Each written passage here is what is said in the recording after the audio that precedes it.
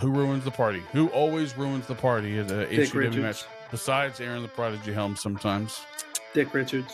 Dick Richards. Or Dick Mother... Oh, I don't have it on the right one. Dick Mother... Wow. Dang it. I did it again. Dick Mother Richards. There it is. This damn... Oh. Jesus. Jesus. Hey, leave him out. Here we go. Hey, hold my beer. And now...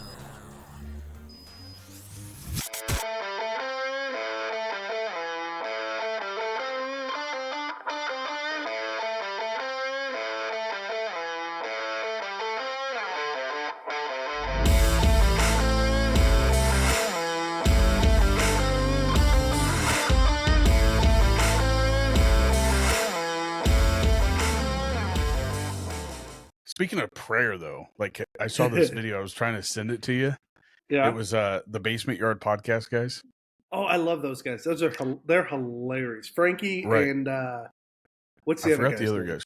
Yeah, they're funny. They used to do the Mad Lib thing, or the I think was it Mad Libs, or is it something Libs where they fill I in don't the know, blank when and those then two argue over like words and stuff like that, I freaking love it. Like it's like hilarious. coconut. They sound Coconut? like us. They sound like us. Yeah, like when they argue about coconut. Yeah, when they argue about stuff, I'm just laughing because that's me, you, and Jordan every freaking time. 100%. But like this one was, he goes, you have the normal like like the serious prayer, which is like this. And then he goes, I need to get a message quick. Like laser prayers. This is the speed prayer. I like Yeah, it's it. like the laser prayers, like Hands laser together. eyes. I mean, don't get me wrong. Like it gets together real quick, and it certainly has the emoji backing. So Yeah, and he's like, you know, this, it works. this is a guy but- that has his prayers all together. That's great. It was funny. It kind of reminded me of a man. John Crisk bit, but they're definitely nothing like John Crisk. Yeah, dude. Still oh funny, though. man. Yeah. Absolutely. How you been, man? Oh, it's been a long week, man. Yeah, I bet. Yeah. So we started to record one last week and had an interesting experience. Bobby, why don't you fill them all in? Oh, I just lost power, and then really it was just windy as shit. But I lost power and I couldn't sleep. Dude, you undersell it so much. Like, lost power, had like limbs down in your yard, one in front of your truck, one like, Yeah. like all over the place. It was windy. No, like there was straight up like destruction was like- everywhere. It was like 103 mile an hour like gusts, but like luckily nothing was happened. windy. So like you had a tree land on your house. I don't have that story. Like That's true. Yeah. We did So have I a can't tree land on our undersell- house. like it missed my like we gained a lot of shit in our yard. We just didn't lose anything. Like we gained like everything we didn't want and lost nothing that we needed. Like it was always good. It was all good, but nothing That's to worry funny. about. My dad came and helped me cut up the limbs, and we threw them in the neighbor's yard because that's where they're meant because it was his tree. So There you go. that's all we did. But I mean, yeah, I couldn't sleep. Like that's the worst thing that happens. Like I couldn't sleep because it was too hot. Yeah, I was gonna say, how long were you without power? 14 hours, I think. So like when Ugh. we were recording, so that was it. We recorded an hour late, did we? 7 o'clock is when we started. Yeah, so we were late. Yeah. from 7:45ish to I would say 9:30. So yeah, about 14 hours. Yeah. So that was the worst part is that I couldn't sleep, lost power, had no air conditioning, and it was so quiet in the house. So like, I think Daniel was without power for like 3 days. no, he got it that same. 5. He lost it Sunday, and he got it Wednesday. Yeah, that's nuts. Yeah, like he had it worse for power wise, but like it was so quiet. Like you have no idea how quiet it really is if you just got rid of everything in your house, like electronically. Like it's I've had the power go out before for a couple hours. It's for a couple it's hours deafening. though. Like, yeah, you can't sleep. I was up all night and I couldn't get comfortable. The dog was heating me up. I could have went out to the car and probably snoozed with the AC on, but I didn't. I did charge the phones for a little bit, but yeah. Well, like I said, I definitely would have went to the car for the air conditioning. That would have been my move.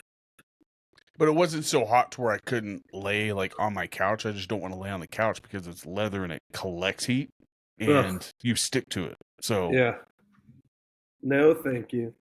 and you That sort of that might be one of the grossest feelings ever. Peeling your skin off of leather is such a disgusting feeling. that's why I covered it with a sheet, but I still couldn't get comfortable. So I went back upstairs and then I think I fell asleep for maybe an hour that whole night. But other than that, like I can't put a story to like what happened to me because nothing bad happened. Like, yeah, we lost power. Shucks. You had a tree land on your house. Like, Yeah, I mean, it was minimal damage though when ours happened. So ours is weird, man. The storms around here have been strong enough. We've had 2 trees go down. The one in the backyard, I think, was probably scarier. The one in the front yard, like it fell and it hit the house, but it wasn't like super loud, and the damage that it did, like we said, was pretty minimal. The tree that fell in the backyard wasn't as destructive to the house. Like it didn't do any damage to the house. But when it fell, Heather, what time was it? Was it like 11 o'clock at night? is something getting murdered like in the background? No, it's Owen who doesn't know how to be quiet. Owen, I'm recording something, buddy. I need you to be quiet. It sounds like a puppy was dying. I was like, good Lord, you can go check on that puppy. Owen doesn't know how to not yip like he's a little puppy right now. Oh. He's 4 years old, so I was just checking. I didn't want to look like I wasn't worried. So, yeah, like, you have had way worse possibilities of, like, something. Like, I lost power. Like, there was no story to it. It sucked. And, yeah, we gained, like I said, we gained shit that we didn't want, like trees and... Yeah. Ours, the point I was making was we had in ours, half of a tree went down in our backyard, and it made the loudest, like, bang when it went down. I thought there was an explosion. Kind of like a tree that falls in the woods. Yeah, well, there was somebody here to hear it, I promise you. Yeah. It was loud. Like, how much louder do you think it would have been in the woods? Like, it's quiet out there. I mean, it just, you just get like a reverberation. I don't know. Like, what does it sound? What does a tree sound like when it falls in the woods? Like, nobody really knows. It's loud. Yeah, well, probably. And where you live, like everything would echo from because you had the tree fell in the backyard, so it was down in like a valley and then echoed up. So almost like a amphitheater. Exactly. Pretty wild. Natural amphitheaters, these Ozarks. But other than that, you've been good? Yeah. We had another showing today, so it was very exciting. In fact, we heard back from the realtor. Our house is in the running, so prayers that we get a bite. Pretty excited about that. The only thing the only thing that you guys have to worry about right now is selling and then getting to Florida and finding a place. That's it. What's the plan for that? Like finding one, like when the offer's in, you guys go to Florida, find a place, and then when you come back to finalize everything, that's when you guys will be all said and done? No. We actually will probably go through with everything here on this end. We have a place to stay here in Kimberling City for a couple of weeks that we can stay at, Miss Betty's. And so we'll probably stay there for a couple of weeks after we sell the place. So we'll have finalized everything here. Then we'll go down, get a place to rent, and then come back up and haul everything down. So. Oh, man. Like an apartment, or are you guys looking for a house? House. We'll rent a house at first. We probably will rent for a couple of years down there while we get the business up and going. But once that's producing the income we need it to, then my game plan is I want to buy land and build. Nice. Heather and I a nice cool, main house, and then have a nice mother-in-law suite. Main house, yeah, and then have mother-in-law suite for mom and dad. Maybe a couple of little houses on the property for Sky and Casey if they need them. Nice. Is Heather's parents going to stay in Kimberling? Yes, for now. We don't know what their plan long term is, but for now they're planning on staying right here. It is still a nice area, like Kimberling City and Reed Springs is just like it's really in the middle of two great places, Springfield and Branson.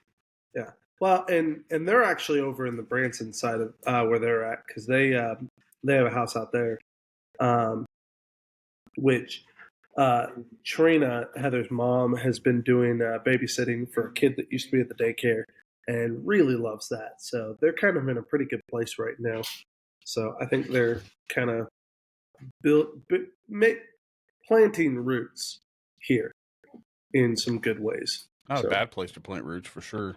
No, not at all. It's beautiful out here, and I think Heather's happy about that because she worries about her family, and it's anytime we're moving, there's that separation, that distance. They felt it, she's felt it, so I think it's encouraging to know that they have roots here and that they're going to be okay here because they did move here for us, so. Certainly at least moved here because we were here and they were ready to retire and get away from Colorado. And they lived all the way on the West Coast. Yeah, they were West Coasters. So that's what Heather's excited about, man. She's getting back to her oceanside living. Just a little bit higher temp is all, probably. I don't think so. I think it's going to be pretty similar to what she lived in. Oh, I always thought California was like cooler, but like it was always sunny. Like it was like probably our spring into summer. Heather, what's the average temperature in California year round, would you say? I was going to get 70. She said 80s. It's still not bad. When it was cold, like y'all's winter is 50s and 60s. Yeah. Her best friend, this is a funny story. Her best friend, for her graduation present, Heather took her out to California. So this is her best friend from Colorado.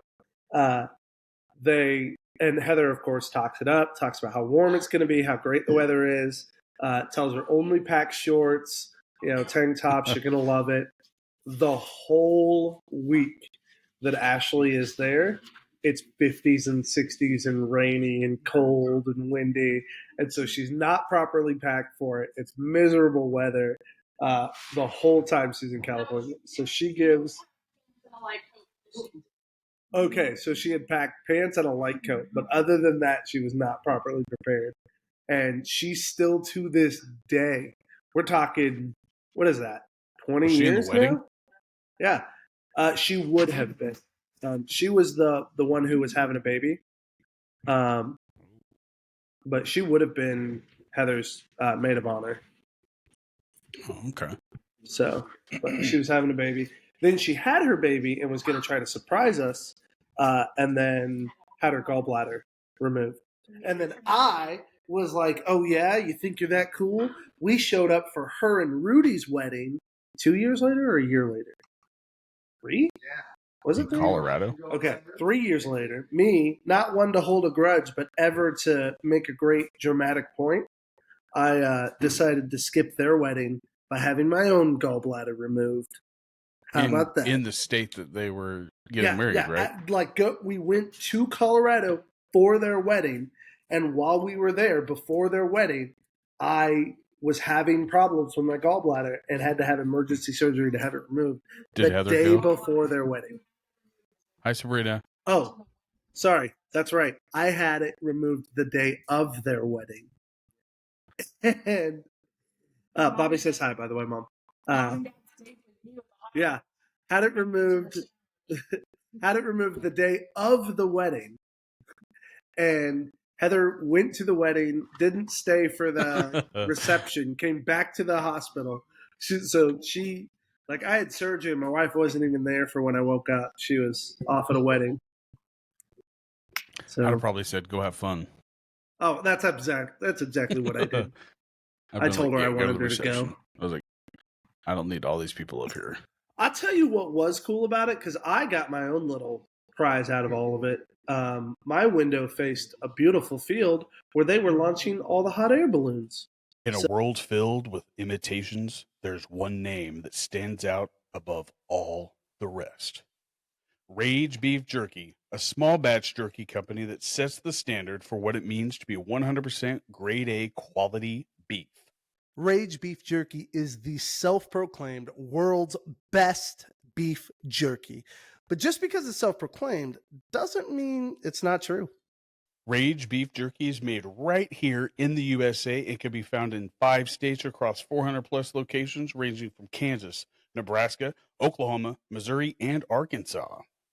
But if you're not near those states, all you've got to do is visit www.ragebeefjerky.com, and you could choose from any of the 6 flavors that they got of jerky or beef sticks. They got both now. They're really good. The flavors are original, teriyaki, hot, cracked pepper, sweet, and spicy, or you can go with my all-time favorite, which is bacon jalapeno. Chef's kiss. Rage Beef Jerky has given our listeners the opportunity to save 15% off their order. At checkout, use promo code CHUBBY, that's CHUBBY, and save 15% off your order. Don't let your taste buds suffer through any more mystery meat products.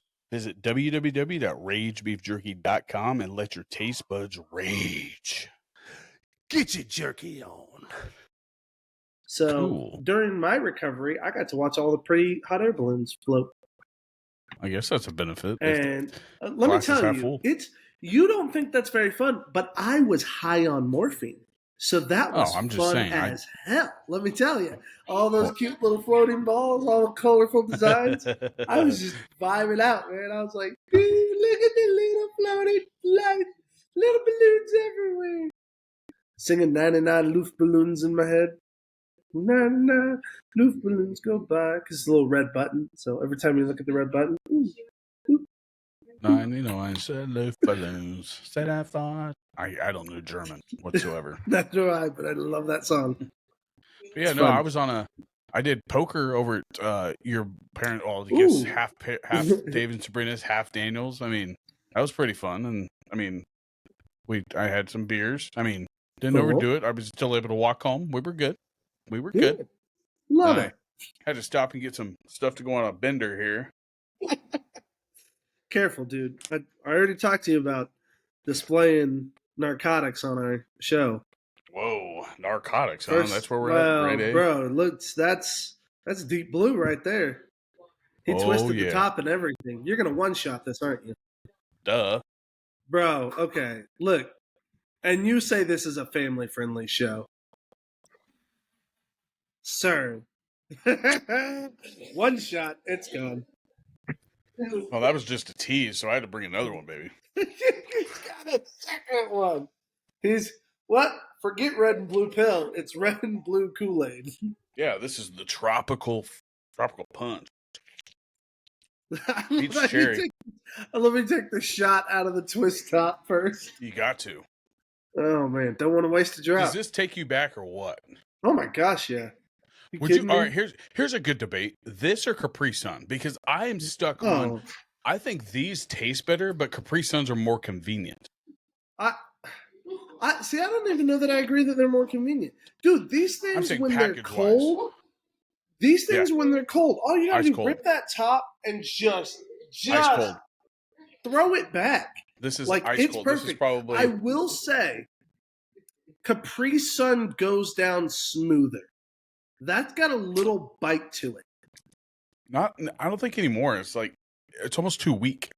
What? Like that blueberry one was stronger than when this we were one. kids. When we were kids, that had a bite to it, and that's the only thing that I would say different. Is this has Michelle Obama written all over it. I'm just saying, like she got not just school lunches, but she got a hold of our damn Kool-Aids. She ruins everything. Thanks, Michelle. Thanks, Obama. I wonder if that's in her book. She watered down our Kool-Aids. Yeah. Thanks a lot, Michelle Obama. We had poker. I took 4th out of 12, so it wasn't too bad. It's pretty fun though. We didn't do any wild, so it was very fair. Ooh, interesting. Yeah, we just played Texas and Omaha. Played a little Iowa. And that was it. Iowa. You hate Iowa? Yes. Texas with third card? I hate Omaha. Omaha messes me up. I hate Omaha too. Omaha's ridiculous. Yeah, if it was just straight Texas, I think I would have been way happier because I was all the hands that I won, I think, came from Texas. Like I was down to the lowest chips in the house and came back significantly to where I was in like second place. Get you some, Bobby. All right. Sorry, I had to mute myself while I burped. Ooh, that is the worst burps. Ooh. But no, other than that, like the fam's good. Sabrina and Dave are still down there. Are they still traveling back and forth a lot? Just for medical stuff. That's about the only time they ever travel. So they're just kind of hanging out with us. They've been doing garage sales, stuff like that. Trying to help Carol and Ron. That's the people that own Miss Betty's. Trying to help her get all of her stuff sold and stuff like that. So Man, like is it a nice house or is it one of those older houses that like an older person would have, like your grandma? It's older. Like it looks like walking into Grandma D's house. It's a nice house. The house is nice, but it's like walking into Grandma D's. Like It's been a while since I walked into that house when they lived over there. When she lived over there in that, wasn't it a 2-story house that she lived in? Like off of what road was that? It was like 23rd. It wasn't a 2-story house. It was a mid house. So like when you walked up like a half flight of stairs, there was a living room. Yes. Is that how it was? Yeah. So it was a mid.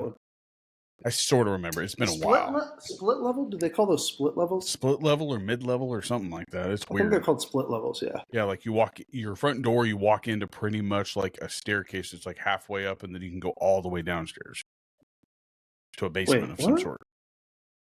Is that what it is? No, ranch style. Grandma's is a ranch style. Oh, it's ranch style. Oh, so it's like your parents' house. Yeah. But did your grandma have a basement?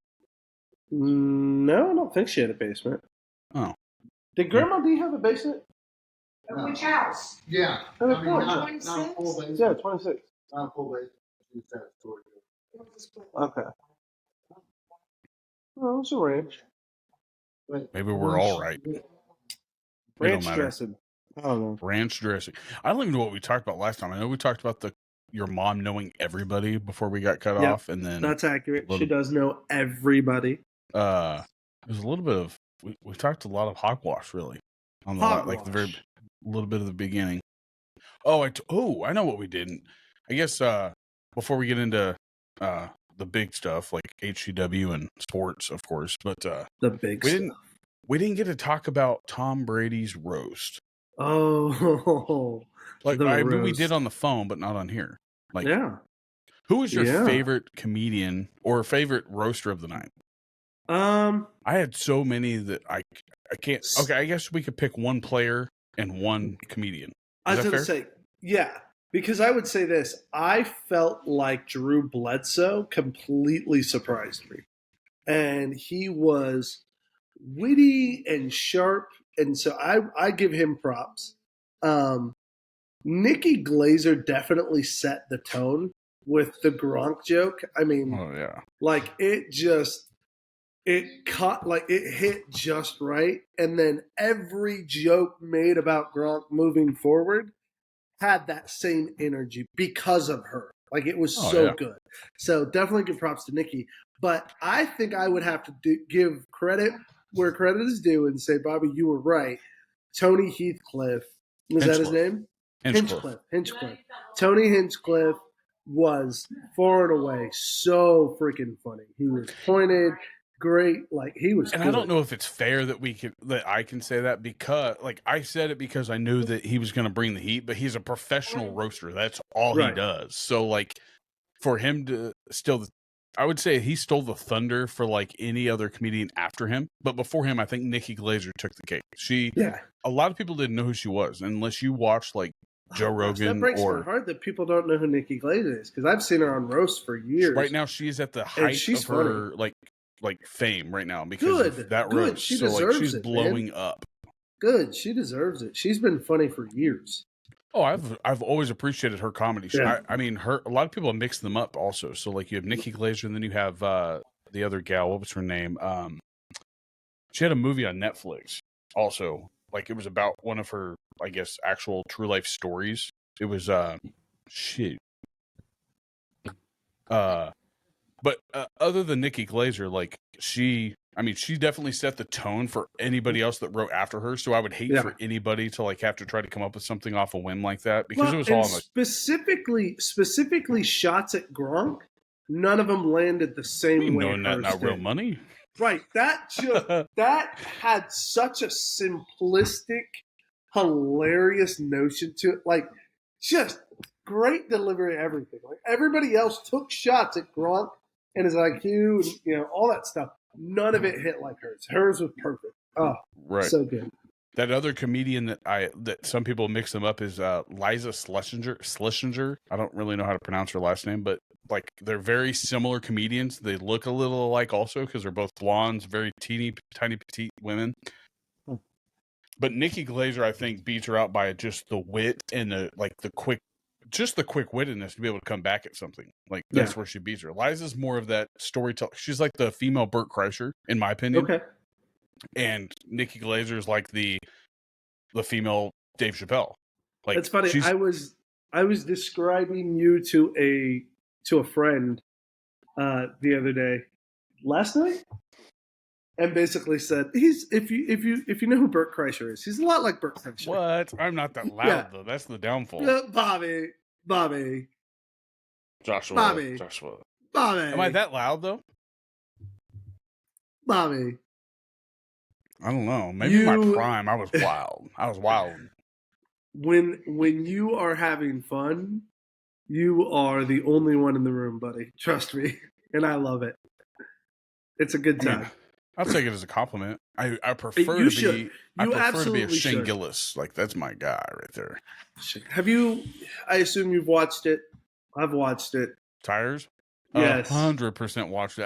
I binge watched that so quick. So did I. Dad watched it with me. It's everything an HR rep fears going into. Okay, so it's definitely The Office meets modern day racism, for sure. Man, like. But it's so perfectly written. It's so Shane Gillis. Like it's Shane Gillis with his producer. What's his name? Here's the thing: if you know Shane Gillis's comedy, then you know that his favorite thing to do is push the envelope just a little too far, and that's exactly what he does with this stupid shit. He pushes the envelope just a little too far with almost everything. Now, when I hear you say stupid, I think of you saying it like it's too much like Seinfeld, probably. But this is why I think that you wouldn't like it because it's been done, but not at that level on TV. Probably, I would say TV. We haven't seen this, but Netflix has been pushing the envelope for quite some time now. Yeah, but this is so Shane Gillis. Like I can't even describe it. I had a really tough time appreciating the main guy. Not Shane's character, but the son's the manager, the dad's son. He's hard to appreciate. It's his acting style, his facial. He's like if they took I got a lot of waiting out of it. Is what it reminded me of. Like he reminds me a lot of Waiting in the Office or Waiting I in. don't know. It's nothing like Seinfeld. I read a review. Somebody said it's too much like Seinfeld. I was like, what are you talking about? That is nothing like Seinfeld. I would compare him to Tony Shalhoub. I don't think I know him. Not Monk. Monk. Oh. But I would compare him to Tony Shalhoub's characters that he usually plays. Not Monk. But see, the only thing I know him from is Wings and Galaxy Quest. Monk, of course. I didn't think he was that. He didn't do what he normally does. Like 13 Ghosts and Monk. 13 Ghosts. Oh my gosh, 13 Ghosts. He was the dad in that movie. But Wings, he was like if Monk wasn't OCD. So like he had everything Monk behind him without the OCD. Tony Shalhoub did a lot of like facial reactions and stuff like that. That's what I was getting at with it because the main dude from Tires relies very heavily on his face and scrunches it up and stuff like. I follow him on Netflix or on Instagram and stuff, but like he looked. They made him look so much older in the show. It's not even funny. Okay, I wondered if that was part of what it is like. Yeah, and he's one of the writers for like Gillian Keeves. So like every one of them have had something to do with Shane Gillis's like YouTube channel that he does like sketch comedy on. But his Matt McKeever is his name, I think, or McKeever or Matt McKeever. He's another comedian that he writes all of the pretty much 90%. He's like the Seinfeld of like his little sketch comedy. I was just saying, And he's the one that wrote this he's the show. lead credit on Tires. Like Yeah, he's the one that wrote the show. Director, writer, all of it. So. Yeah. I mean, I enjoyed it because I enjoy that. I mean, that's satire that I can't get enough of. I would say I tolerated it. It was. Would you rather watch that or Seinfeld? I would say I half enjoyed it. How about that? I tolerated the parts where I knew it was pushing boundaries. I enjoyed some of the comedy that they used, because I will admit there's some pretty funny bits in there. There really are. Oh yeah, 100%. But the whole thing in general is pretty dang crass, no doubt about it. But it's then definitely again, not for a woke individual for sure. Yeah, no. But then again, like I also really like Letterkenny and its writing, and that show is pretty dang crass too. So, never seen Letterkenny. It's interesting. It's well written. It's about Canadian rednecks is the best way to put it. Well, that's one of the comedians that I wish was on the roast. Like I was hoping Shane Gillis was going to be. I mean, he was out in the crowd. He's out in the crowd, and like he's a football fan. He's just a fan of football, and that's where, like, we knew Nikki Glazer wasn't, but she did her research and killed the show. Like she stole the show for the comedians, and I'm glad what she's doing. But like for the player side of it, I was stuck between Julian Edelman and Gronk. I think Gronk did, for everything they made fun of. He played into it a lot. Dude, Gronk can't read. Half of his jokes required the teleprompter, and he couldn't read them. I would say any of the players had what's his name? Bledsoe, right? He wrote all of his jokes, but he said he had to read the teleprompter. He said I was too nervous. He said he had to like keep going back to it, where like after they read it, it's supposed to go up. They said that his was going up too quickly, and he was like, "Oh no!" and he was panicking. I'd be freaked out too, man. Especially if you're the one kicking it off. But for him to write his own jokes, like I was happy with that. I don't blame him though, man. I think it's hilarious, and I heard they paid him okay to do it, so. Well, I mean, even if they probably didn't pay him, I bet you he would have been one of the guys to be like, yeah. Like, Tom Brady surprised me also. Tom Brady is not a funny guy. Like, he's nothing like anybody else that's on that stage. He's nothing like any other player that we know. He's not a Kelsey or anybody like that. He's not a public speaker hardly at all, unless he's like motivationally like trying to get you pumped up. Right. But like for his jokes, like some of his jokes, I was like, whoa. Like I was surprised at that 9/11 joke. Do you remember that one? It was wild. Like it wasn't a 9/11 joke. It was paying homage to it without bringing it up. He said, what did he say? He said it was the month that he started. He started September of 2001, right? And he said it was a very crazy night that night when those two jets hit the tower of a quarterback that we had, Drew Bledsoe, I think it was early September afternoon when the two jets struck Drew Bledsoe. And that's how he went down. He was playing the Jets, and that's when Tom Brady got his debut. I don't think I caught that joke. That's funny. I think it's pretty wild that they went back and removed a lot of stuff. I was like, that's a sham. Like, I mean, I'm glad I watched it live. That's why we watched it live.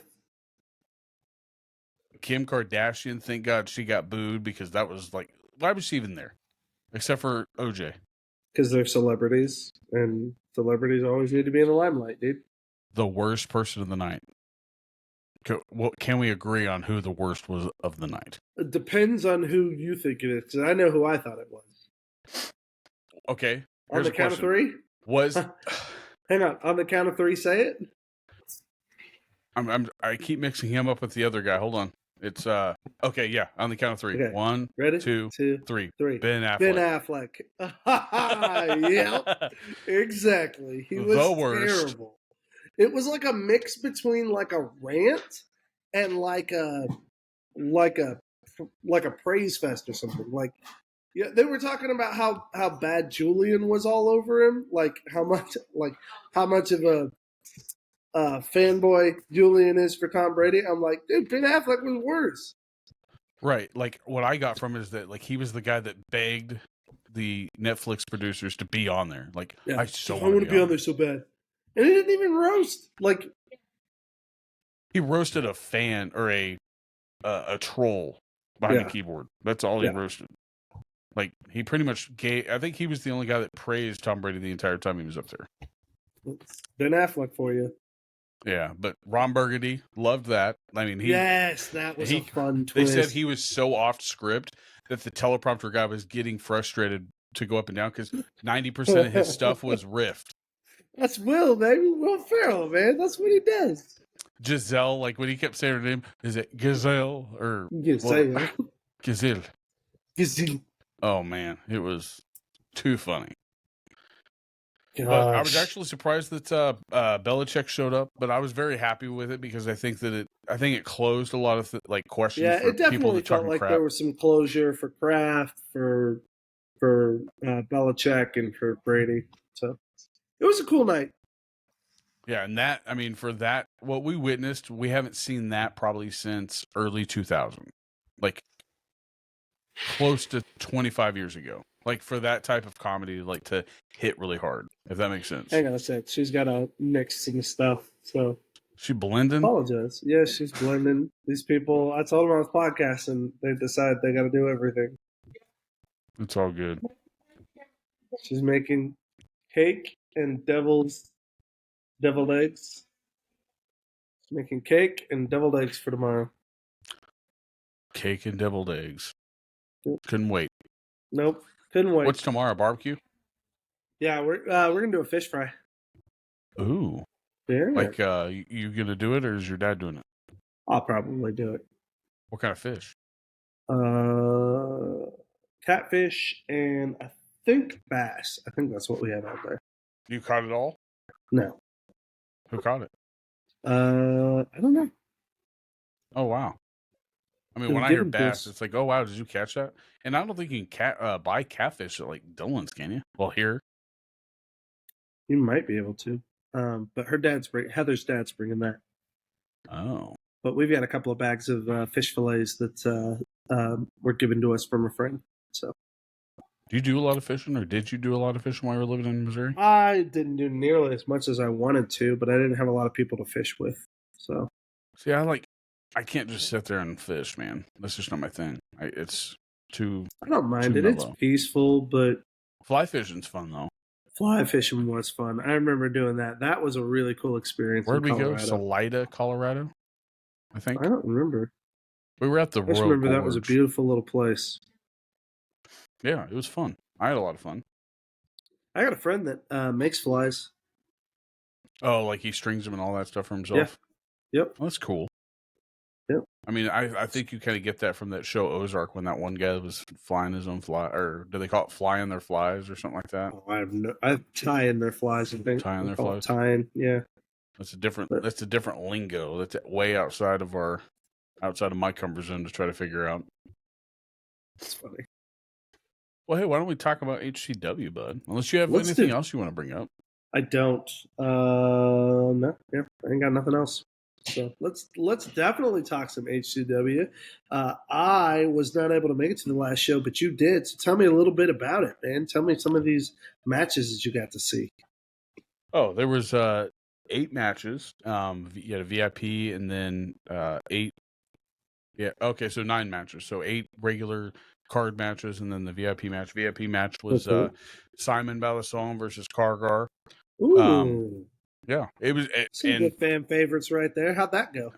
Oh, Kargar took the W.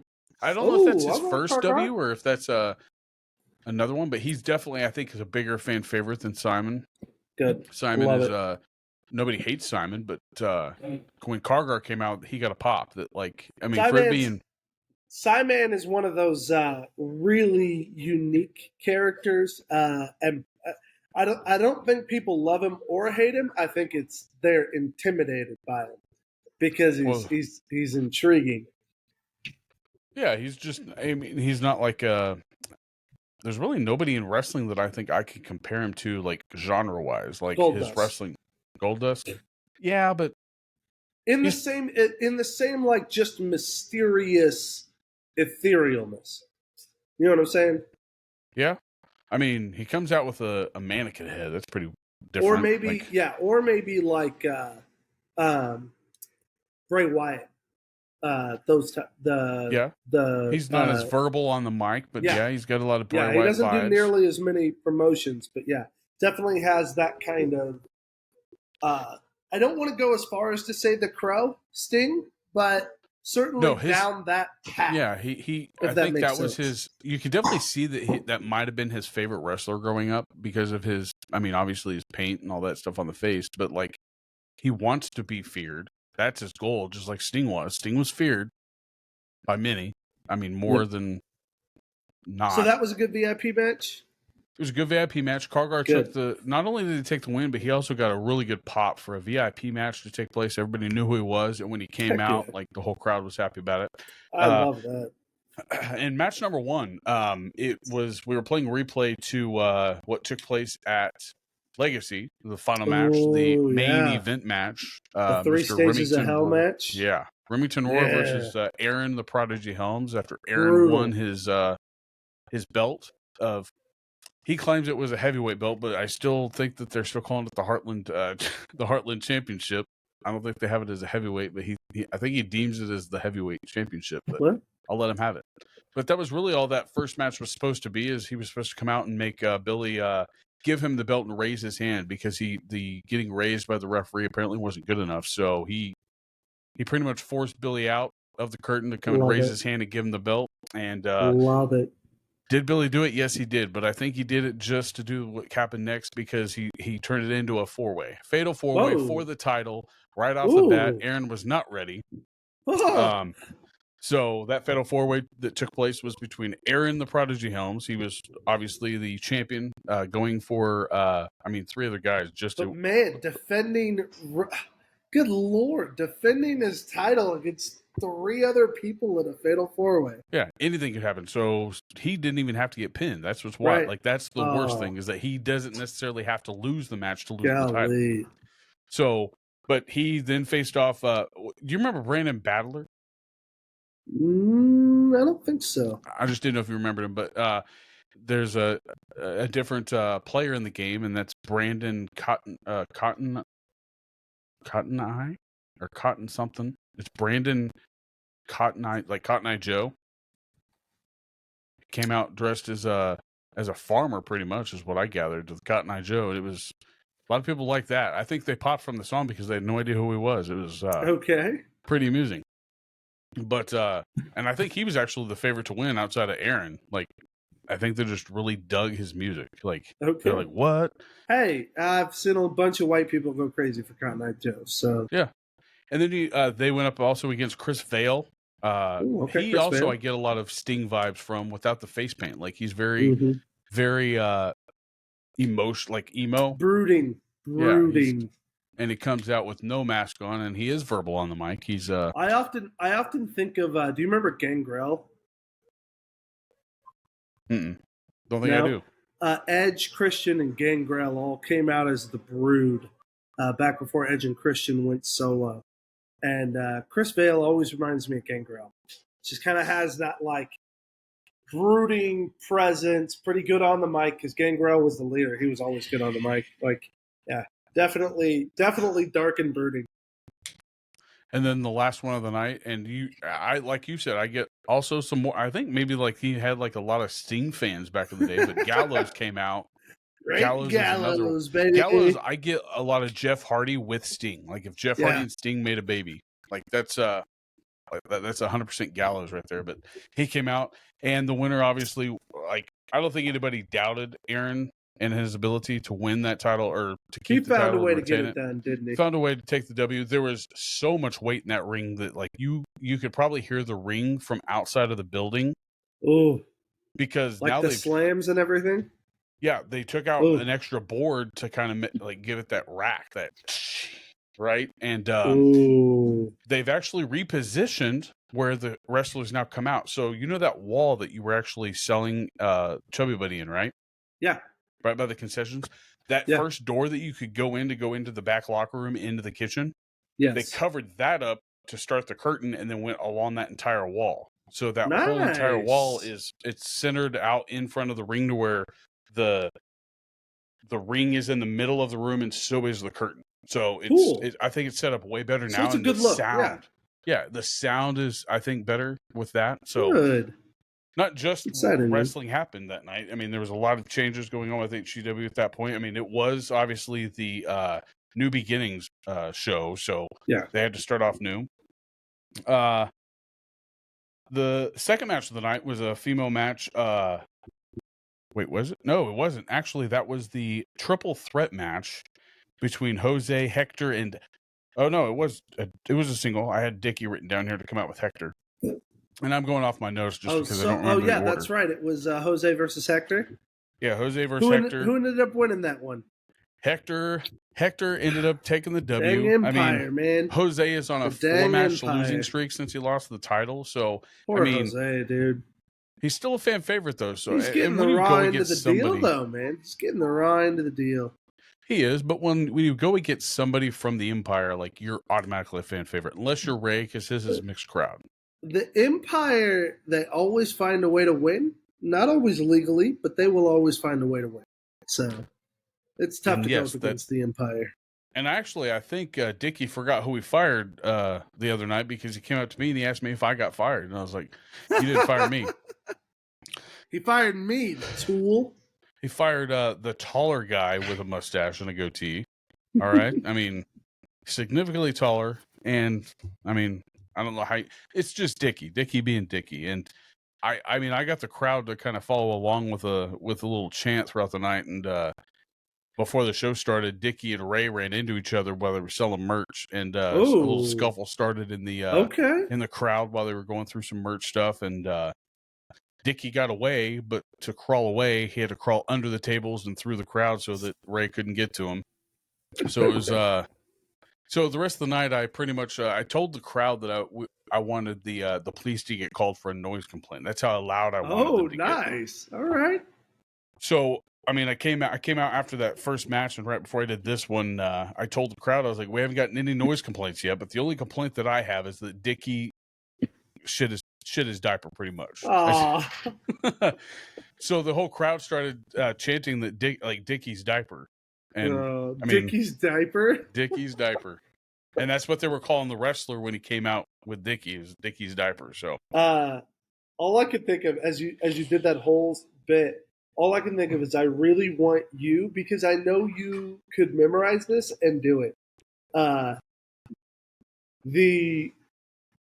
The hand jive chant from Dickie Roberts. You need to do that. The hand jive chant from Dickie Roberts. Heather, how does it go? The hand jive. Splish, the splash. Brick wall. Yeah, the brick wall waterfall. I don't know the hand thing. I know the chant. Well, I know the chant. Maybe don't do the hand, but do the chant thing. That's what I'm saying. Yeah, it's brick wall, that waterfall. would be hilarious. Dickie think he got it all, but he don't. And I do. So boom, with that attitude. Bang, bang, Captain Crunchy.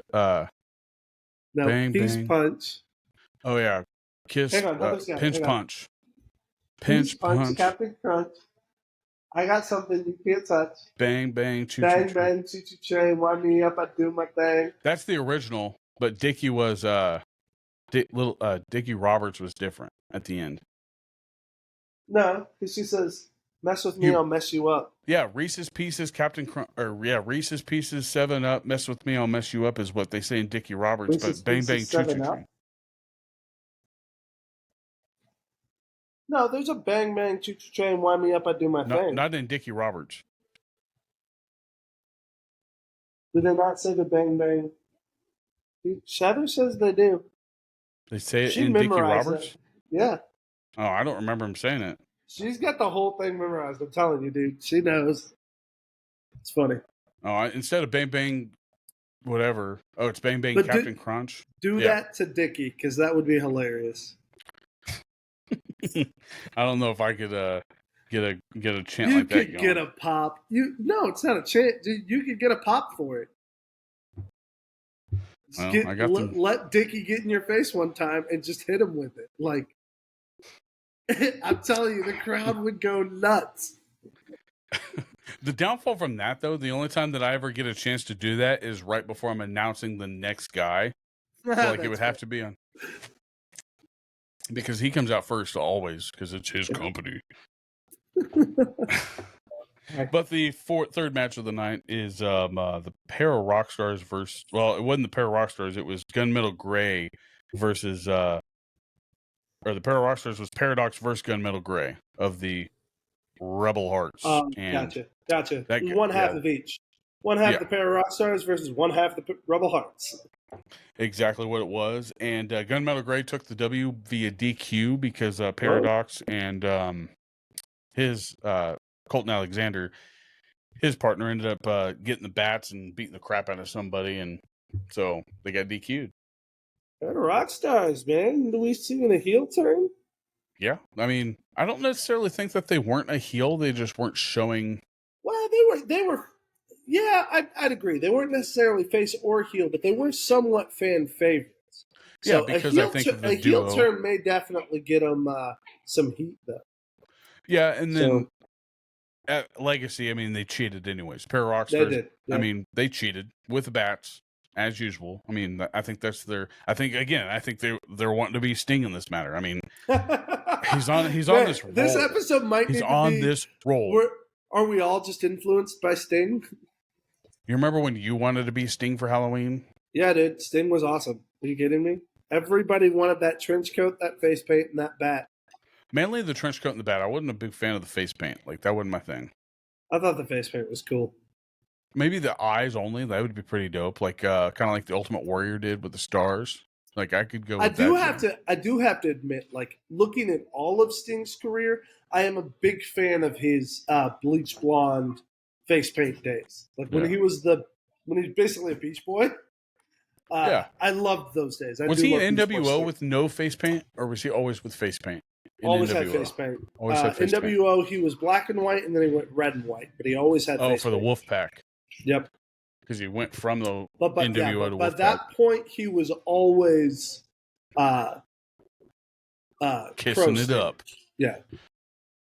But that obviously ended in DQ, like I said, with Gunmetal Gray getting the W. And then match 4 was a crowd least favorite, Handgun Dan, in a triple threat match versus Calvin Aldridge and a HCW debuter, Big Brother Clayhuna.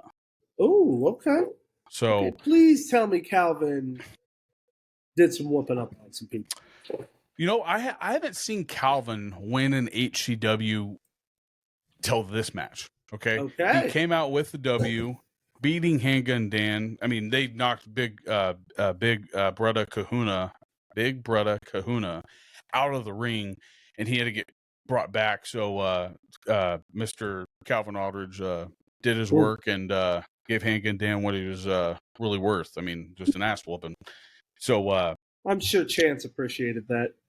He did. And then right after that match, we had who was it? The director's cut, Dutch McClain. He came out, gave his spiel because he's got a lot of beef with Kane Carter. Kane Carter's done him dirty. He was pretty much kind of making a statement with him when he came from Texas into Kansas to wrestle. And that's what really, he just came out and pretty much called him out on his bullshit, and they went on about the night. But the match that happened after the Handgun Dan match was a female match. Noelle, you remember Noelle?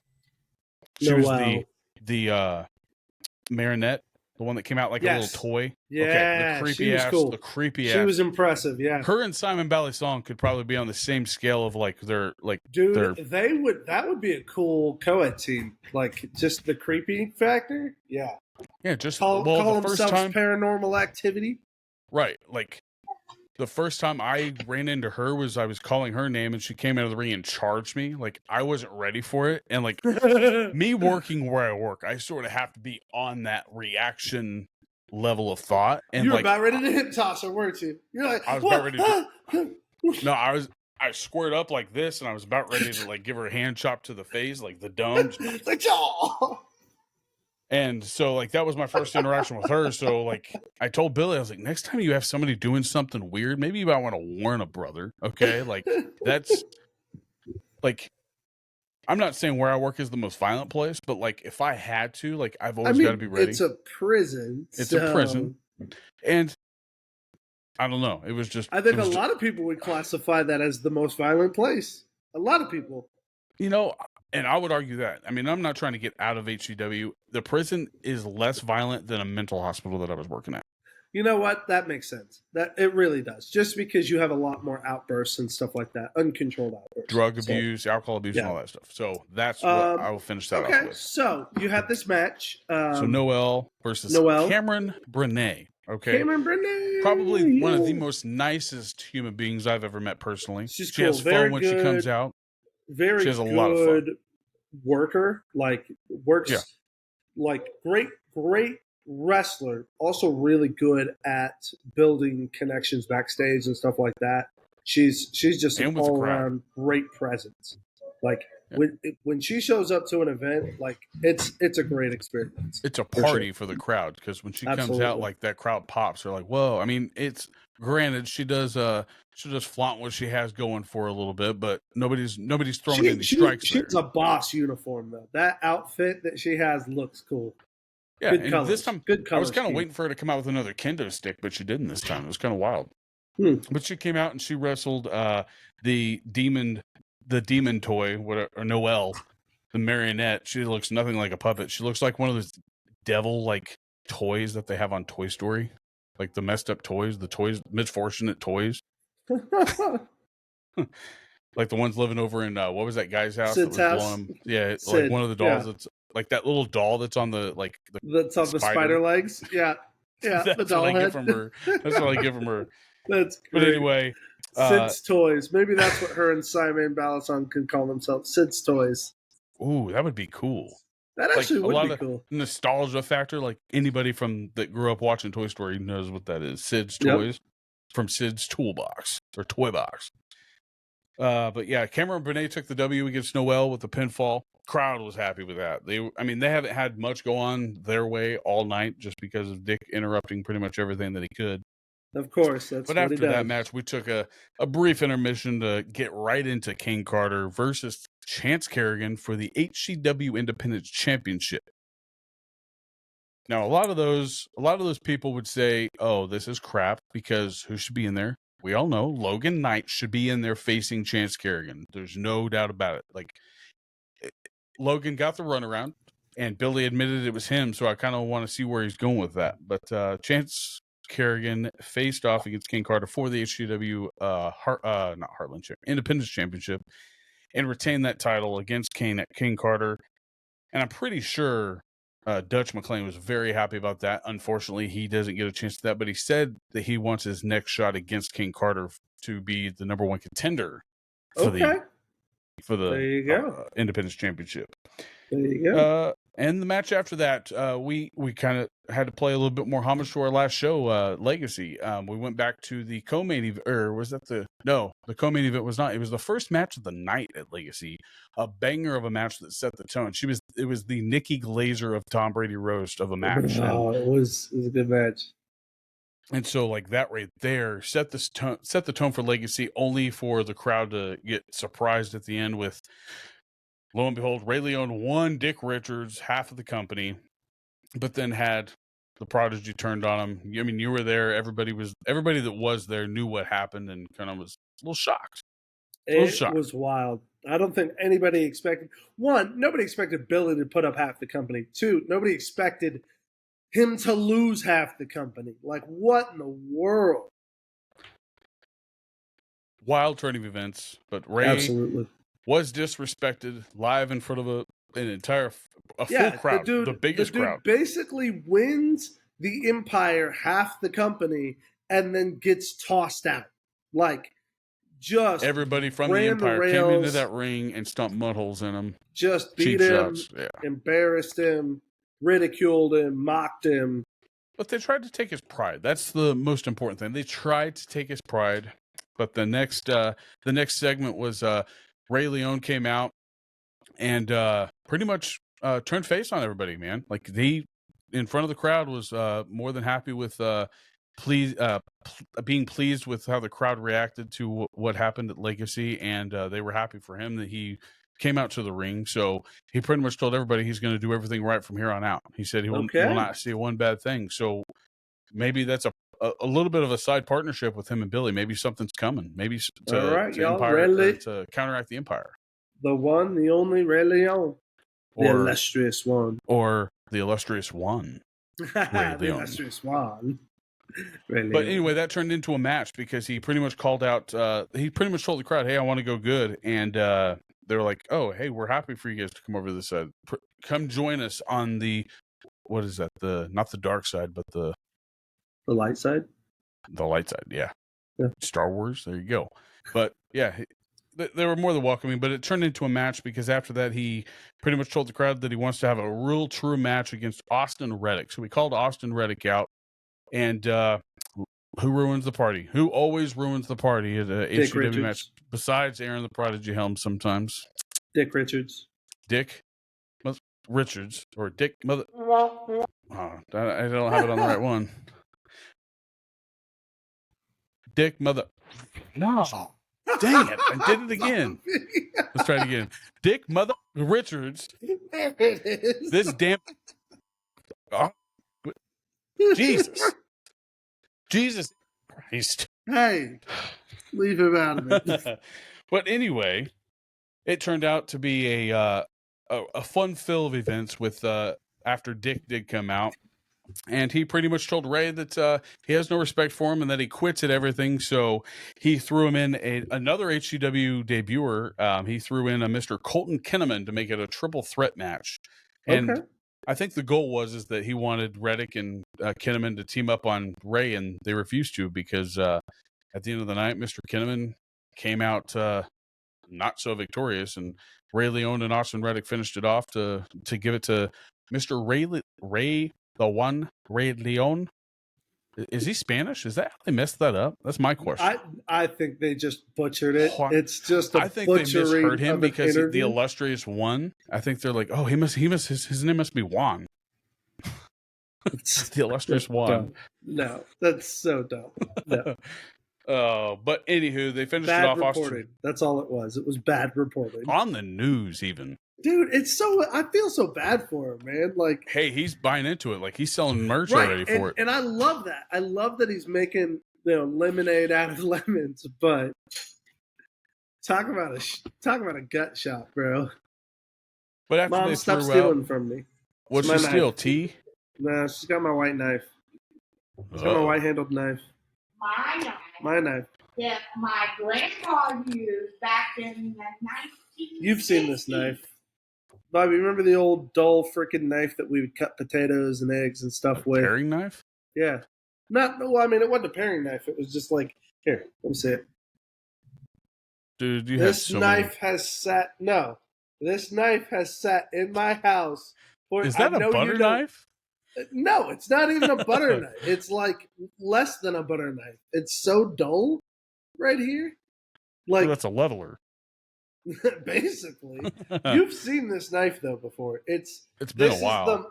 This is the most valued possession in my whole family, right here. A Like, butter there's knife. currently a war between my brother and I'm winning because I have it. This knife, Does he know that you have it?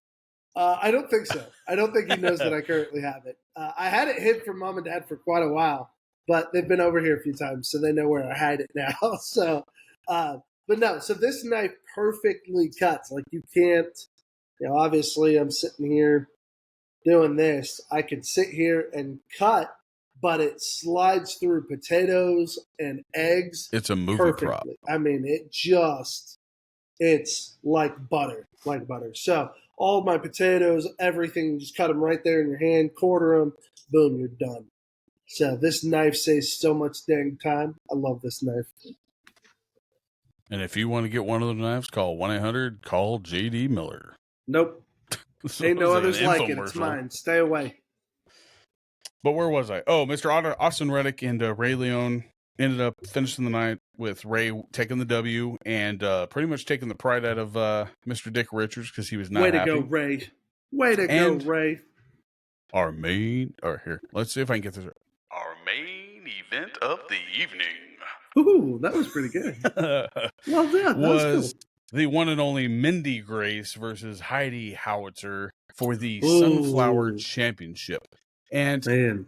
as much as I would love to have said that, like, we announced her match the last time for Legacy, and then like I said, Dick Richards ruined the night by pulling everything, that right, Dick. pulled the chances right out from under Mindy, and she called it, by the way, live on here, as she was. If you want to go back and watch that episode, she was suspicious that something was going to happen.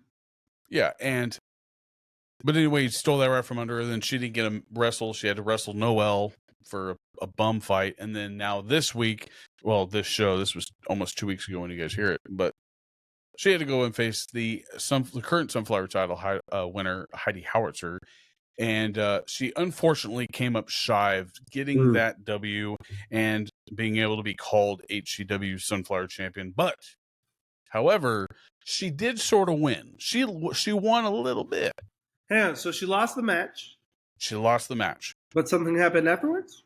Yeah, earlier in the night, Chance Garrigan retained his title, and then that night, right after Mindy's loss, he came out to pretty much show her that she's like, I think she first thought, honestly, that like he was coming out to just show support and say, hey, you deserve another chance, something like that. But no, he surprised her by pretty much giving her a title of WED.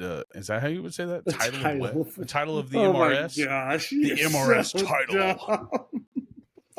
The MRS title? How's that? MRS title. I like it. People go to college for the MRS degrees, and they do. You wrestle for the MRS. So whatever. I believe it was their 4-year anniversary. Is that correct? I think it was 3-year anniversary, and then because that's what he said in the ring, from what I heard. I thought he said 4-year. I thought he said 3, but could be wrong. Anyways, celebrating their anniversary, Chance Carrigan proposed to Mindy Grace. She said yes, by the way, just to be clear. And everybody celebrated, surrounded the ring. All the wrestlers surrounded the ring. It was a great moment, just really cool experience. One of those cool moments where you can tell that wrestling's so much more than just an event; it's a family. Because the crowd stayed for the whole thing too. You got a family there to celebrate a big moment in their lives. So it was a really cool moment. I know I loved it as soon as I saw it and shared it. It was really exciting. I mean, we got to have both of them on our show, so I think it's really cool from our perspective just to see, at how successful they're both doing individually, and then to see that commitment from each other. It's cool. Love it. Yeah. So more power to you guys. Congratulations. Congratulations. Like I said, unfortunately, she didn't win the title, but she did, however, get engaged. She was very, very happy. I mean, I think that's probably the only thing that could probably make somebody happier than being the worst that they are after losing a title match. But I think that's about the only thing that could pull you out of the slump of losing a title shot. Yeah. Is get proposed to. But my match of the night, I'm going to give you that tag. My match of the night has to be Austin Reddick versus Colton Kinnaman, and they were going in that triple threat against Ray Leone. Yeah. Watching Ray wrestle is very.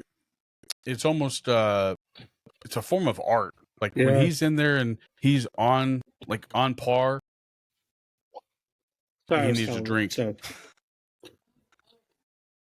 No, he's just, when he wrestles and he's like in the zone, like you can definitely show that he has this like almost OCD factor of wanting to be perfect with his footwork and everything. It's a lot of fun to watch, and that's why I gave it tag of the night.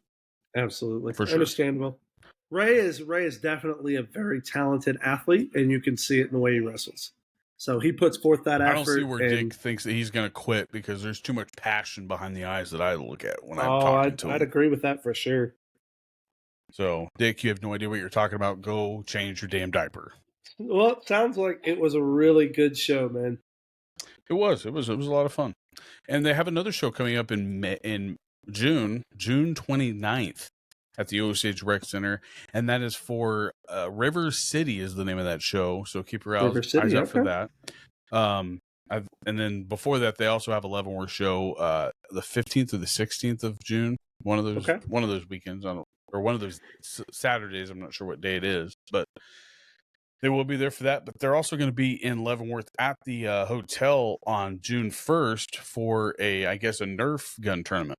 So cool. They're going down there to host a big old Nerf gun tournament. So if you're in the Leavenworth area or Kansas City area and you want to go show support to the Leavenworth local and HCW wrestling, go make yourself noted over there. Yeah. But other than that, like, it was an awesome night. But I do have to shout out the HGW wrestlers. I did not get to do this last time, and we talked about a show that took place, and it was for to fight leukemia. The HGW, over the top. The yeah, arm it was wrestling over the show, top arm wrestling tournament in a local parking lot over there. The crowd wasn't big, but they definitely showed the support for like somebody who wasn't, like I said, a wrestling fan per se, but like they they went along with the vibe, and all the wrestlers that like participated did awesome for it being a crowd of 12, I think. Like I said before, it was very awkward. Like I had a mic and pumping people up to, hey, here comes Remington Roar, when I could have said like here comes Remington Roar. Come on, guys. like that's, but I love that delivery though. Hey, here comes Remington Roar. Yeah. Oh, it's just bizarre, like going from a crowd of like 150, 200 plus to 12. Like I totally see how stand-up is probably the hardest thing to ever do in different crowds, especially crowds of 12. Because you're not even really performing at that point. You're pretty much talking. You're having a conversation with 12 other dudes in the room. Exactly, right? Trying to do crowd work with a dozen people. You're basically Jesus talking to his disciples. By the time the night's over with, he's going to know those 12 people more than he ever would like anybody of his family, because he's going to be right. Yeah. But definitely shout out to everybody that showed up at that. I mean, just the wrestlers alone, I think a lot of them are like Kargar. Kargar made that crowd of 12 pop with the way that he like comes out. Like he showed no fear, like being a crowd that small. Like most people, like you would, I mean, I think you could agree with this. It's harder to perform, I think, in a smaller crowd. Absolutely. Yeah. So there's a feeding off of energy that both parties need. And if it's not there, it's not there. So to be able to generate it is pretty impressive. Right. So shout out all the wrestlers that partook in that, but especially I think Kargar, I think for him being, I think he was the newest guy there. It looked like he'd been doing it for years. I will say that, just because he showed no fear and he didn't hold back from his actual person that he comes out to be. So shout out to him. We gotta get through sports. Did you read the notes? Sports, baby. I did. There's some good stuff, man. Wait, hold on. Let's try this again. Are you ready to talk about some sports? Sports, baby, sports. Yeah. So, the NFL. Like, first thing that I had like really on thought was they're looking at saying goodbye to the chain gang over the preseason to test it out, and then if it goes good, then they're going to get rid of them. I don't know if I could say that I'm for it, but I really don't. I don't remember them as much unless it was like 4th and long and we needed a chain measurement. Like that's the only time I really remember them like being a part of the game. It like when we played? Is that what you're talking about? Yeah. Yeah. You don't remember tripping over them every freaking time you'd run off the sideline? I never tripped over them. Oh, I freaking tripped over that chain all the time. But like the only time like you see them is if you're on the sideline, or if you're in like a short situation and they need a measurement, or if they're getting pummeled by players running through on the offside or out of bounds. Exactly. Like that's the only time I remember them ever like being on the field. That's the only time they matter. I can tell you that 4th and short measurement is intense. Locally, we used to have to recruit even students to run the chain gang for games, because like nobody wants to do like it's a volunteer gig. It's volunteer gig, but like in the NFL, I'm pretty sure they're probably paid. My only concern with it is this. A lot of the technology that they're using for field marking stuff so look at like tennis and stuff like that. They use a completely digital system for outs and stuff like that. And there will be times where like players will like the computer will mark it out and the player will point and like it visually you can see it's not like there's a mark on the turf or something. So it's not perfect. So why try to add a fake perfect thing? I don't know that it's a fake perfect. I think it's removing an unnecessary element. So I'm not against it. I think it's a good idea to move to digital. Just be aware some very close stuff may end up having some, it's not going to be perfect right out of the gate, and there may be some arguable content, right? There will inevitably be something, I think, long-term it's one of those things where we won't even notice it 5 years down the road. It's We almost won't like think the about it. pitching count. Like if you're watching a game, like I forgot that it was there. Yeah, the timer. Yeah. Yeah. So like I'm not against it, but I do see it taking away from the, like I said, that nostalgia factor of like waiting to see what it looks like when they get to that fourth and whatever, because there's not going to be that delay of time. Like that's You're going to be right. probably one good thing to like speed up the game, maybe. But you're right. But, like- that anticipation, that Like, could the you imagine buildup like in a of the Super Bowl moment not won't having be that? there. How much less Yeah. exciting is that for a game, especially that comes all the way down to an overtime? And how often does it come down to a 4th and inches situation, though? Not often. Normally, but- just in December and January is where it's really big. But no, I think That's the only thing I see it being taken away from it. Is it? That's it. I think you do lose kind of that build-up factor, but I think all in all, it'll be something we just forget about in a few years. I think Right. it's just part of the growth of the game. So I'm okay with it. It's weird, but I'm okay with it. Yeah, me too. But the schedule also came out 2 weeks ago now, Yep. I think. Yep, big releases. Chiefs released a really fun like hydraulic press video. Oh yeah, and they were calling like they called the Dallas Cowboys, I think. Or no, the Dallas Cowboys did the No, they did. Yeah, the Cowboys had a really funny release of theirs. That was the funny. Chiefs just did a hydraulic press, basically because they were like, because we smashed all the competition Oh yeah, okay. for a second year in a row. was They just thinking did a the Dallas hydraulic Cowboys press when you and, said and they just crushed stuff that represented each team. Y'all had a really funny one. Oh The Cowboys calling yeah, fans it of was their the funniest part opponents. because it was the fans. That was what That's like so good, dude. That was such I mean, a good. it's definitely delivery. a big like boast for the Cowboys when they've got nothing to show for it. Like they should be like that would be something the Chiefs. It would be funnier if they did it. Yeah. But the Cowboys did do it, and they had a lot of good reactions. Like Post Malone and Post Malone, I think they call it. He's standing there, and like nobody's recognizing him in those videos. Did you notice that? Like nobody's saying, "Hey, Posty." They're like, "Oh, what the hell is this? Cowboy, blah blah blah." Like nobody notices Post Malone is what I gather. Like nobody's taking away that Post Malone is not in this picture. But it was very fun to watch. But other than that, like, did you have any like exciting games you wanted to watch for the Chiefs? Like the big ones, like right out of the gate, we play who is it? The Bengals and the you play the Ravens Monday night. Ravens. No, Ravens. Super Bowl. The Super Bowl replays. Yeah, it's the Ravens versus the Yep. Chiefs week 1. Ravens, and then we play the Bengals week 2. Yeah. And so I'm pretty excited about those games just because those could very well be games that are factors in ranking in the playoffs.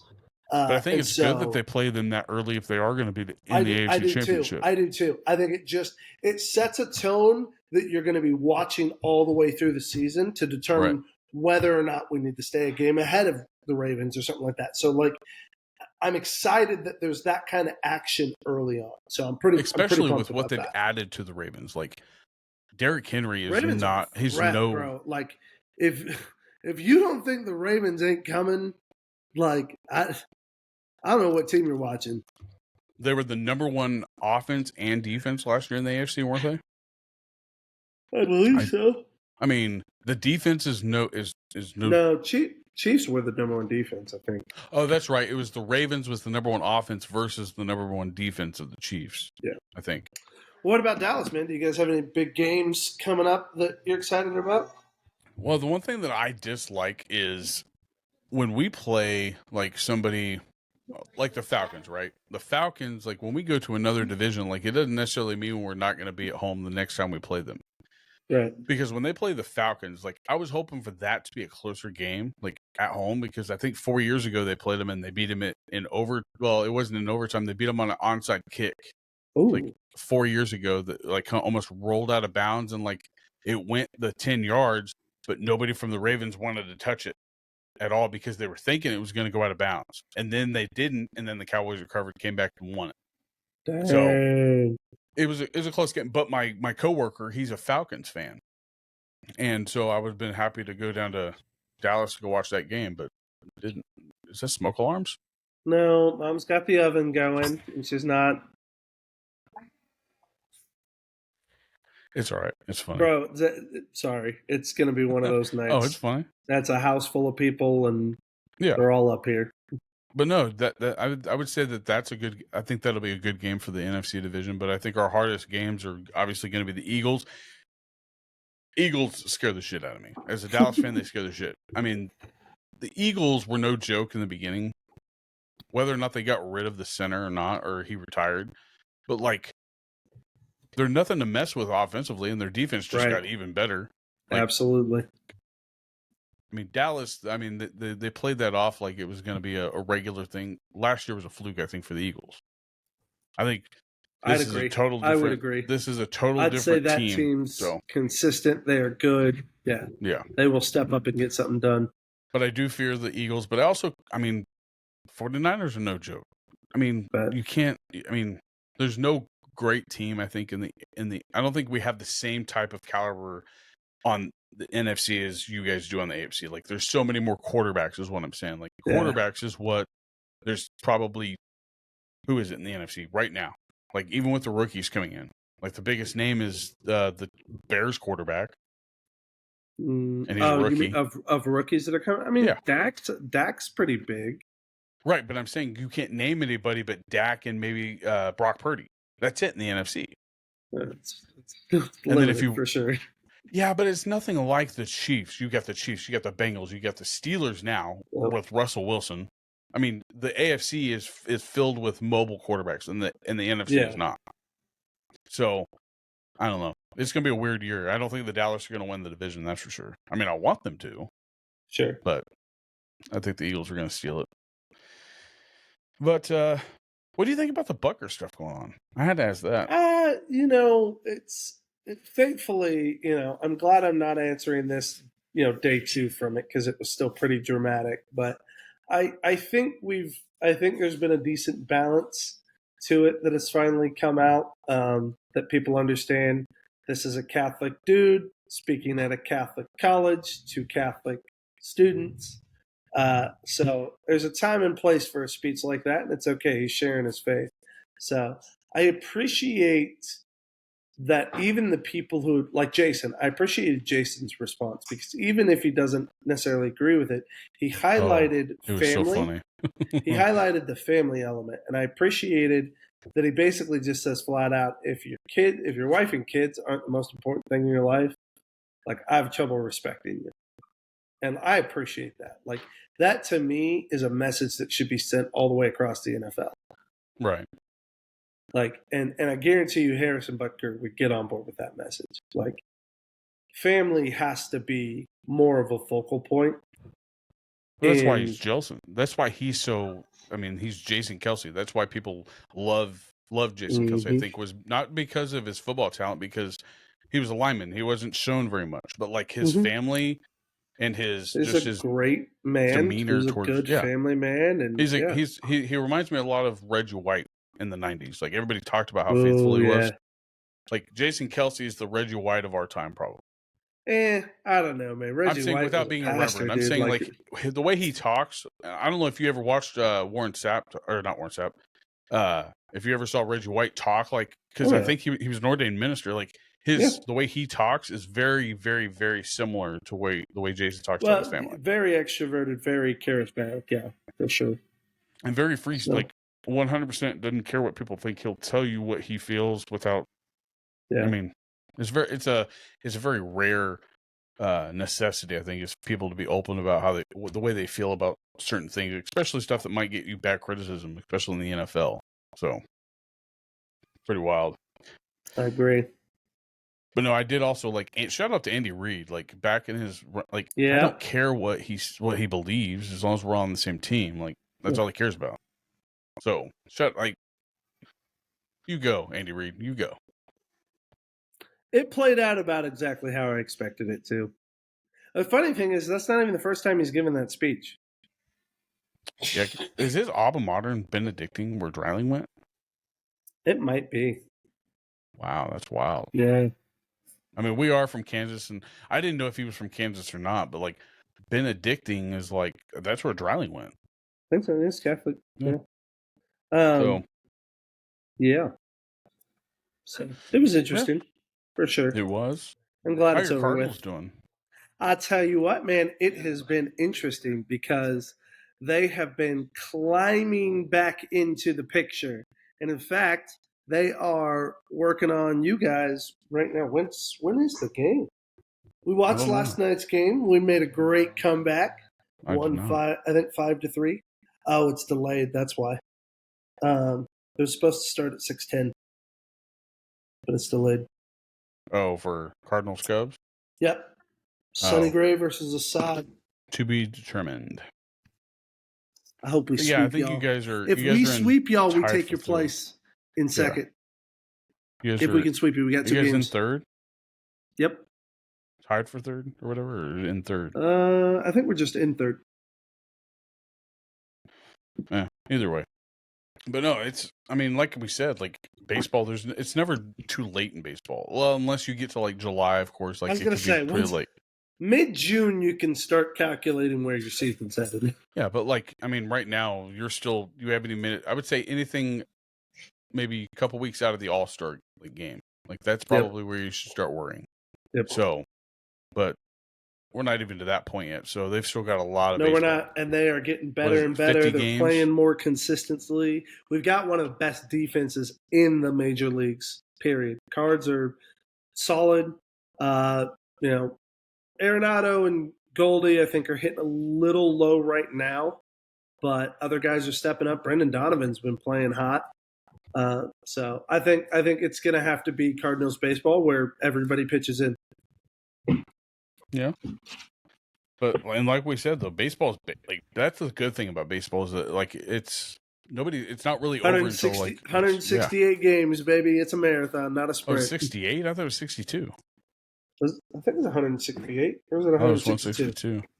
Hang on. Oh, unless they added 6 games. I mean, I thought it was 62. Could be wrong. My math is not always spot on, obviously. It is 162 games. You're right. Okay, I was wondering. I was like, man, do they add more games and I didn't hear about it? Nope, it's 162. Yeah, and so like I would say that 3/4 of the way through the season, you're still learning about your team. I think. I mean, it's fun to watch. You could still have trades all the way up to. I can't remember when the trade deadline is. I think it's like the first playoff or I think it's by the what is that? The wild card games. No, The week it's before that. It is? Yeah. I thought it was like closer into the playoffs because I thought the Cubs picked up one of the players going into the playoffs, like when we won the World Series. Pitcher. July 30th is a trade deadline. Oh, okay. So just at probably halfway. You have August. Yeah, I said mid-June, didn't I? I meant mid-July. But yeah, you have August basically, and then you have the playoffs. So right. So up until then, I mean, it's just anybody's game unless you're just like the A's and you can't ever come back from nothing. Who knows? I'm just surprised that the Royals are like winning like they are. It's crazy. Like to watch like the year that they find out that they have to move their stadium to another state right? or whatever, you're gonna come out balling. Speaking of teams that are balling, have you heard about this college baseball team that is Baseball or softball? I think it's baseball, maybe it's softball. But the team is playing and the college has closed down. The college is officially shut down as of May 31st, and their first game of their World Series is May 31st. So the whole World Series they'll be playing, there'll be a team playing for a college that no longer exists. That's wild. I know, right? Yeah, I didn't hear about that one. But it is the World Series? I thought it was just the softball that was going on. Oh, no, they're not in the World Series yet. I'd have to look, but it's a college, and so I think it's like D3 or something. Oh, okay.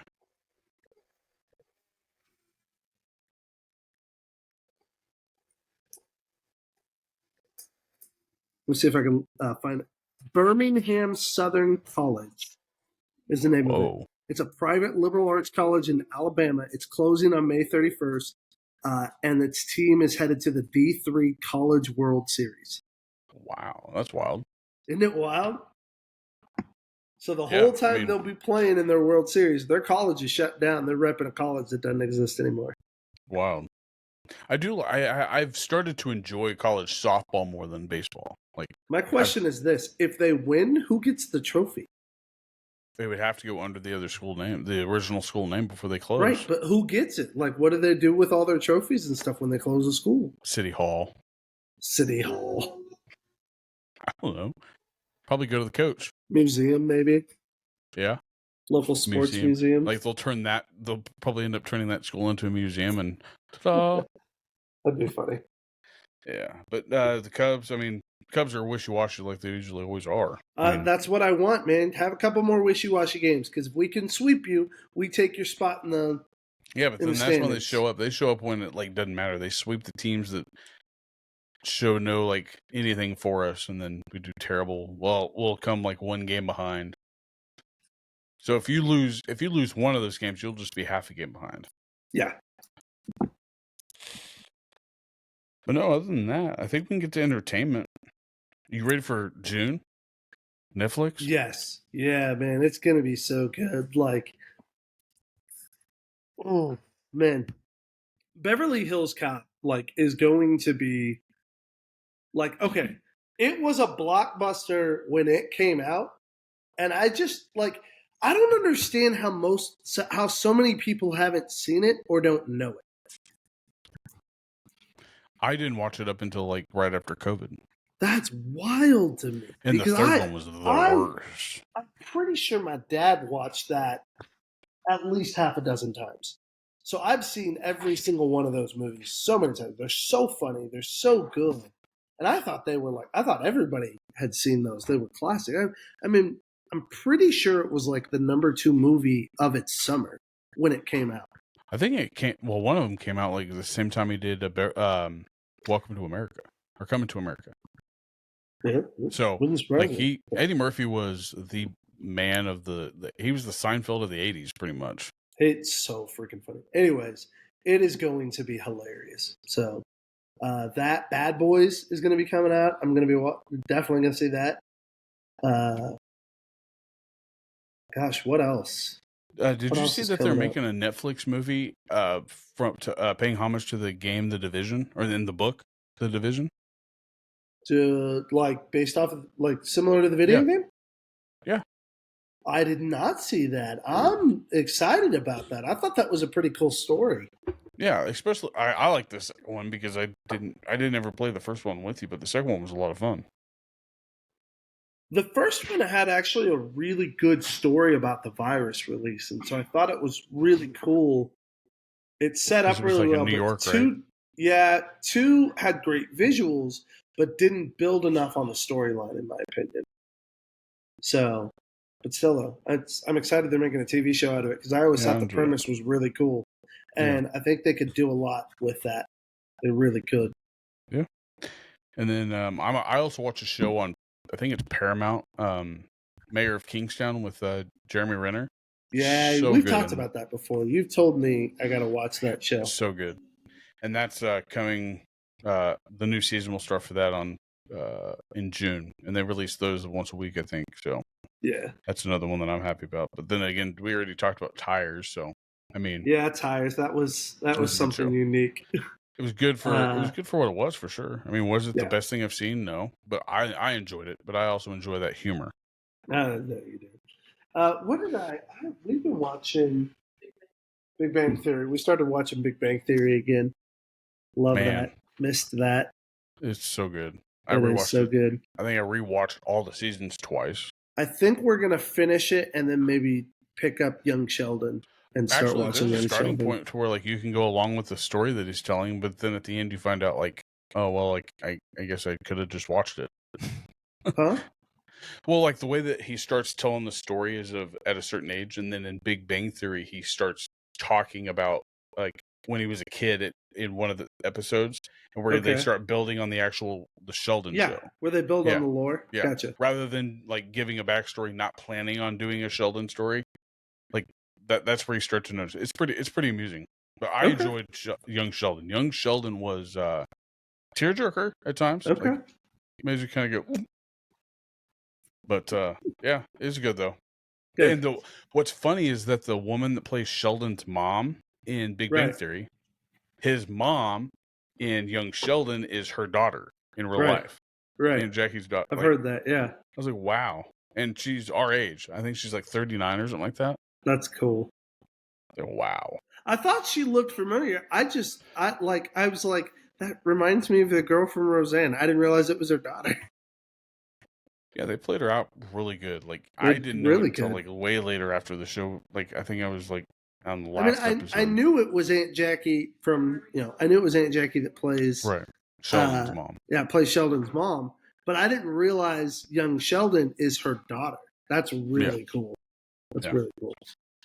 I was wondering, like, I thought like, a good person to play his brother, the one with the rat, or not the rat tail, the mullet. Oh yeah, Sheldon's older brother. Uh-huh. I thought a good person that would play him, like if they ever did like a 20s version, so like while he's in college and stuff. Theo Vaughn should play his brother. Yeah, yeah. Oh man, Definitely so gives good. off that same vibe for sure. Yeah, that's funny. But no, man. Any other, I guess, movies, TV shows, or do you read books? I do read books. I haven't been reading much of anything lately. There's a new Star Wars show that's going to be coming out called The Acolyte. I'm pretty excited to watch that because that's like old school Star Wars. It's apparently set like thousands of years ago. So it's going to be interesting. Get to learn some Star Wars backstory there. Other than that, anything on the horizon? Shows or movies or TVs? Nothing? No? No. Nothing, man. Well, we're kind of boring right now. We're focused on getting this house sold, so our lives are kind of boring. I mean, I'm always boring. I just do a few things and go back. Fallout. If you haven't watched it, watch Fallout. It's so good. Yeah, you've told me about it. So is my dad. Yep. So I'll check it out. But I think that's an episode, bud. I agree, man. This has been fun. Thank you. I hope I made it through that HCW segment pretty quick. Yeah, you did all right. People enjoyed it.